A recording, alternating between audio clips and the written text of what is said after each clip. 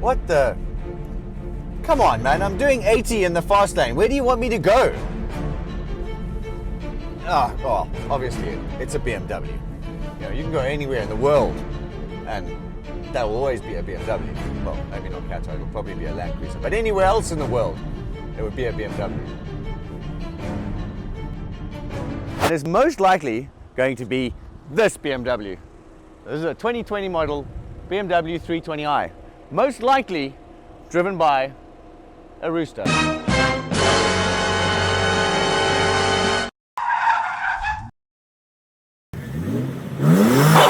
So here we are, behind the wheel of the 2020 model BMW 320i. And I have to confess, this is the first time I've driven a BMW since 2001, back when I owned a E30 1987 model 318i coupe. And it was a wonderful car. So what's changed with BMW in more than 30 years? Well, a lot, to be honest. Well, for starters, it's grown a lot. My old E30 was 4.3 meters long and weighed just over a ton. This car is now nearly 5 meters long and nearly 1.6 tons. It's huge. It's bigger than the 1987 Model 5 Series. Also, it's not a hell of a lot more powerful. My old E30 pushed out a glorious 113 brake horse to its rear wheels, where this, from its 2-liter twin-scroll turbo engine, is pushing out 184. But what's important here is the 300 Newton meters of torque. It feels quite sprightly, which, considering how big it is, how small the engine is, it's not a bad car at all. So I have one small problem here. I can't quite get comfortable. If I'm sitting with both hands on the steering wheel, the driving position is absolutely perfect. But if I want to be the South African farm boy that I am, I want to put my arm up on the windowsill. Now, that's too high. And my alternative is to put my arm down here on the armrest, and that's too low. And I can't quite get comfortable, which is a little frustrating, but that's more of a me problem than a BMW problem. Right, so this rear-wheel drive chassis, it just does not get boring. I'm driving around these small city blocks in Lusail, and I'm just going round and round the block, and I'm taking the same right-hand corner every time, and it just doesn't get boring. Just can't fault it. It turns in beautifully, and as soon as you get on the power, the back end just follows it round. It's absolutely amazing. Just does not ever get boring, this car. And at these speeds, it's got more than enough power. And that's what's really important here, is that at these low, under 60 kilometers an hour, it's got loads of power. And it doesn't need any more. I think where it runs out of gas for me is out on the highway. Once you go over 80 kilometers an hour, there's just, even in manual mode, when you start putting it into fourth gear to try and get overtaking speed, it's just too underpowered for me, in my personal taste. As you can hear, I'm just taking a right turn every time, and it is, and the damping is absolutely special. It's comfortable, but it's nice and flat still around corners, and just a really, really nice car. Really nice car to drive. So the brakes feel great as far as I can tell, just in normal driving. We haven't taken the car out on a track. We're still trying to organize a track to be able to do proper track tests. So I'm fairly sure they will probably fade over time, their standard steel brakes. But for what I can feel, they feel pretty good, and we'll do a quick brake test. I just want to be very clear that everything that we're doing here is on public roads, and it's being done under the speed limit and very safely. So we're just going to get around this block again. No cars around. We get on the power here. Right, here we go. On the brakes here. And back on the power over there. And then, yeah. So they seem to work. Don't have any problems there. Right, so now that we've established that we're talking about the 2020 model BMW 320i, let's have a look at the exterior styling. For starters, from the front, I absolutely love this car. I really do. I've never liked BMWs, but the new headlight clusters, and this is the same for the 2021, are absolutely fantastic. We've got some vents in here. I'm not really sure what they're for. They're not directing air to the brakes, that's for sure. We've got quite an aggressive front splitter. We've got the radiator intake over here at the bottom. This grille does nothing, the famous BMW kidney grille. It's just a styling exercise. But these headlight clusters, these are LEDs, and they are absolutely lovely. Coming around the side though, this is where things start falling apart a little bit. This particular model has 16-inch rims, which look ridiculous. And the car, to be honest with you, is a little bit boring on the side. They've tried to put in some stylistic slashes in here and some curves down at the bottom, but it's just a bit boring. There's nothing wrong with it. It's frankly just a little boring.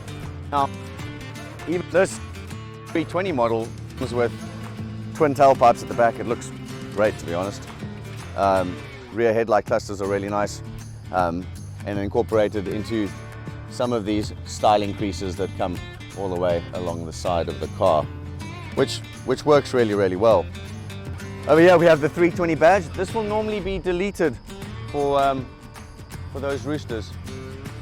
When they get this car, they will normally delete that and spec the M Sport kit. Now, there's a lot that can be optioned in on this car. Namely bigger rims, more aggressive splitters, more aggressive side skirts, and the options list goes on and on forever. And so does the price.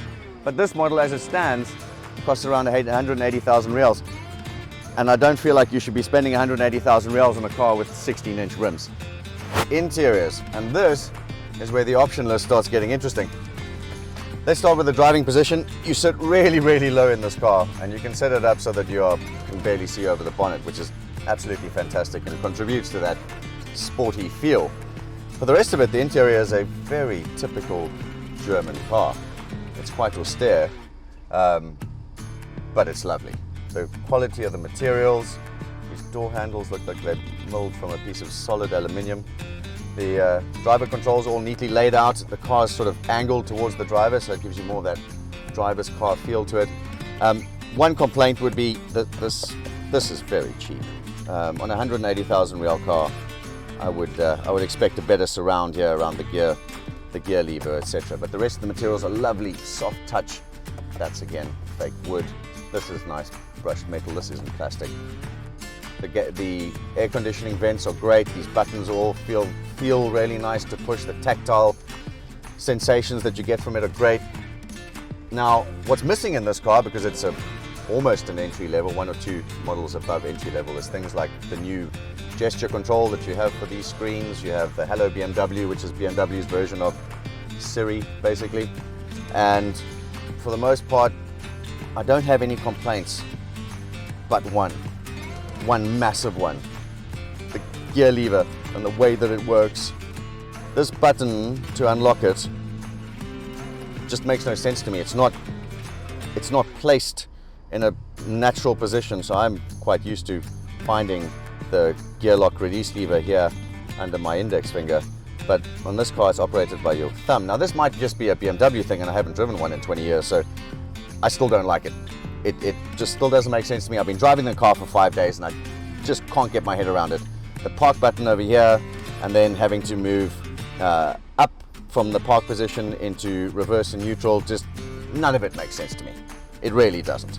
You got the iDrive controls over here, which are nicely laid out. It works really, really well.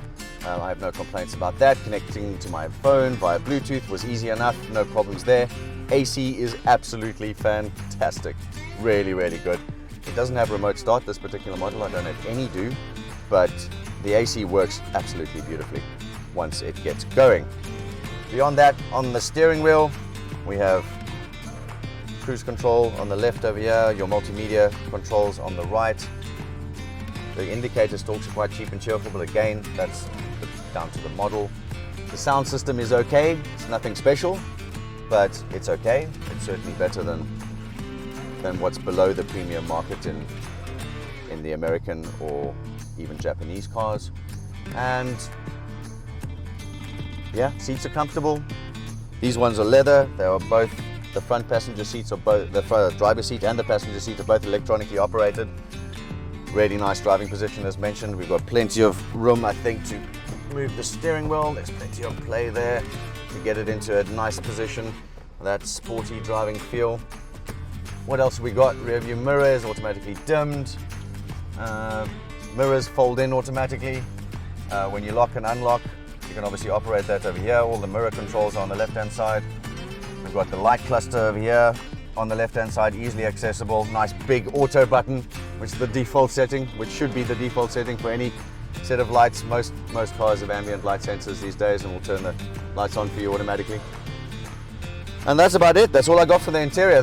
Well, certainly from the front seat. Let's go have a look at how it shapes up in the back. Right, in the back seat of the 3 Series BMW, and this is where you can see where all the extra space is coming. There is a lot of space in the back here. I'm 6 foot, give or take, exactly. Got plenty of headroom in the back, plenty of knee room in the back. I can't get my feet under the front seat, and that's because the driver's seat is in a really, really low position for my driving. Now, this particular model does not come with rear AC. That is a big, big no-no in the Middle East. So I would definitely spec that up. We've got ISOFIX positions over here for car seats. The seats are really comfortable. You sit quite a bit higher. You can immediately feel that on the bench. We have a split 40-60 to be able to fold the seats down. And again, the materials are really nice. Soft touch feel everywhere. Speakers incorporated into the doors. And because it's September, flies in the back. Right, because this is a family car, boot space is quite important. It is carnivorous. It is absolutely massive. It's got 480 odd liters of boot space. You can easily fit a couple of full-size suitcases here with some room to spare. So no problem there. It's in keeping with the competition from Audi and Mercedes. So we're out here in the desert trying to put this car through some of its dynamic paces. This is obviously the ultimate driving machine according to BMW. Now, I'm not sure if that's the case in this particular model, but I can tell you this much, it certainly has the makings of a driving machine. You can see how the 320i will be a thing of absolute beauty through the bends. Now, I have to say that this thing is so composed through the corners. The damping in this car is absolutely incredible. It is compliant, it is comfortable, but it stays flat, it stays neutral as you go through the bends. I can only see that as you go up through the range where you get that dynamic suspension, adaptive dampers and things like that, it's just going to get better and better. This thing's chassis is so good. So good. The engine can't keep up, but the chassis is so good. So I like the fact that it pre-tensions the seatbelt as you pull away. It gives it a real sense of purpose, that this is a driving car. And I can't really fault it from a driving perspective. Once you put the gearbox into sport mode and you get the steering a little bit heavier, so out of comfort, it really becomes a driver's car. And I'm very, very impressed with it. The 300 Newton meters of torque, it makes good use of it under the circumstances, but it could definitely use more power. So one of the things you're always going to look at in a car like this potentially is fuel economy. Now I'm getting 11.6 liters to the 100 of mixed driving, which is not great out of a 2-liter engine.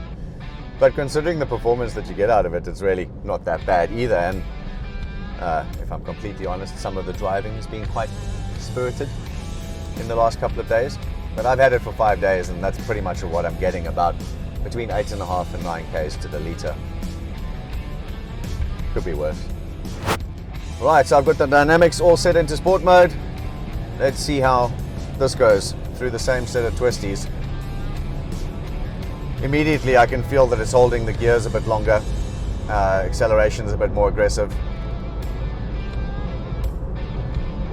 These bends in this road are not really putting this car to the test. Even at high speed, it feels very composed. It's quiet. Just a great car. It really has grown on me now that we're actually driving it. In and around town, it wasn't great, but as soon as you start going through some bends, you can see where BMW comes into its own. Right, we're coming up to these twisties now. I'm going to get lightly onto the brakes. Turning in is lovely. I'm just holding the car neutral at the moment. It feels incredibly balanced. Back to neutral, holding on to that. There we go. And we out of those corners. That is delightful. I could honestly just do that all day. I've got to get one of these cars onto a track. I really do. So just to demonstrate the kick down, and you'll have to excuse the camera shaking because this is a rather bumpy road, but I put it into comfort mode. I'm doing 100. I put my foot down. Now I go. It's a more than a second delay before anything happens. And that is infuriating. Now, if I do the same thing again, if I just knock the gearbox into sport mode, it immediately drops me down 2 gears. So immediately I'm in the right band. And when I put my foot down, it just goes. And it's a wonderful thing. But if you don't have the gearbox in sport mode or in manual mode, it's pretty dumb. And it can be quite frustrating, especially around town if you're trying to pull out into an intersection or something. There's quite a big delay in comfort mode. Again, not really good enough from the ultimate driver's car. I'm aware what comfort is meant to do. I really am. But most people are going to be driving around in comfort. So when you need to pull out quickly from a roundabout or an intersection, you're going to be in drive, in comfort. You're not going to have the gearbox in sport mode all the time. And that's, yeah, I'd expect more. I really would. BMW claims a 0 to 100 time of 7.2 seconds. We're going to put that to the test here with my really high-tech timing system. Car's in sport mode, traction control is off. Let's give it a go. And here we go.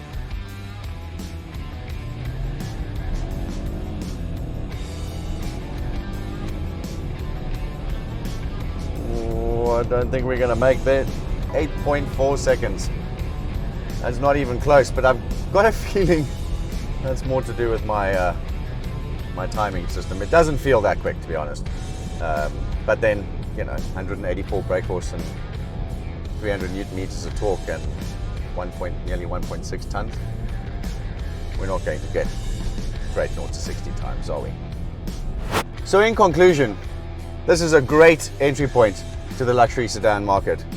You can feel that the chassis needs a hell of a lot more though. And if I was going to be buying one of these, I'd definitely be saving up for the 330 or possibly even the 340. But it has been an absolute pleasure being back behind the wheel of a BMW. I've really enjoyed it, but now it's back to my Jeep.